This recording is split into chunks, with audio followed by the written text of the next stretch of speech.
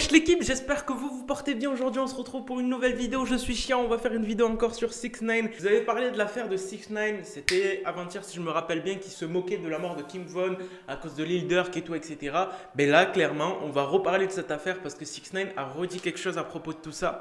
Alors clairement, avant qu'on parle de cette affaire, n'hésitez pas comme d'habitude, explosez-moi cette barre de like, mettez un coup de poing dessus et n'hésitez pas à vous abonner, activer la notification et c'est clairement le feu. N'hésitez pas aussi à vous abonner à mon Instagram qui va s'afficher juste là, n'hésitez pas, je suis actif, je réponds à tous les messages et c'est parti. Donc récemment, je vous en avais parlé, 6ix9ine s'était moqué de la mort de King Von qui est mort à l'âge de 26 ans et qui s'est fait shoot à Atlanta et malheureusement il n'a pas pu être réanimé, donc du coup il a été déclaré mort. Et son meilleur ami Lil Durk, que vous connaissez, le rappeur Lil Durk, le fameux Lil Durk a fait un feat avec Drake si je me trompe pas, rectifiez-moi en commentaire.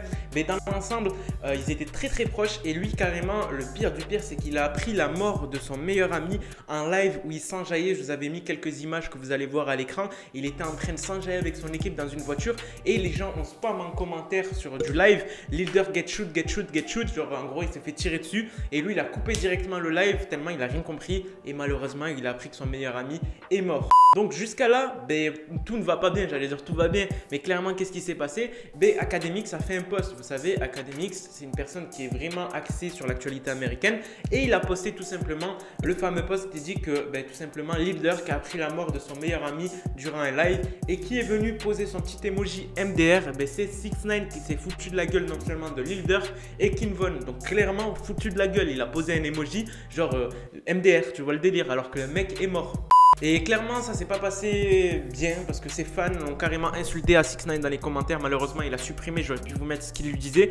Et il a perdu énormément d'abonnés. Il me semble qu'Anas m'avait dit qu'il avait perdu 300 000 abonnés à cause de cette petite erreur, un emoji. Donc clairement ça nuit en fait à la célébrité de 6ix9ine. Concrètement son image elle se détériore à chaque fois qu'il fait ça. On l'a vu, je vous l'avais dit qu'il s'était moqué de Nipsey Hussle et tout, etc. Enfin moqué, vous voyez comme vous voulez.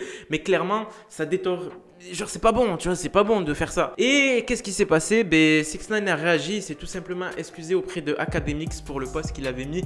Et on a eu la source par 6ix9ine Actu, source très fiable d'ailleurs, SO à lui. Et clairement, il s'est excusé à propos de tout ça. Et l'affaire s'est arrêtée à là. Moi je vais en venir à propos de King Von. Tout simplement, qu'est-ce qui s'est passé? Mais concrètement, King Von est mort et il a pris plus de 700 000 abonnés sur ses réseaux sociaux. C'est incroyable. Il a même un son qui est le son le plus écouté en ce moment au monde, je crois dans un top... Attends, il me semble que c'est le top 5 des morceaux les plus écoutés aux USA, aux États-Unis. Donc clairement, c'est un truc de fou. Ça vous choque pas qu'à chaque fois, mais c'est le même schéma, c'est exactement le même schéma. Je comprends, hein, c'est compréhensible. Mais pourquoi tout le monde va découvrir l'artiste après sa mort? Pourquoi tout le monde va le soutenir? Pourquoi tout ça en fait? Pourquoi tout ce fake love?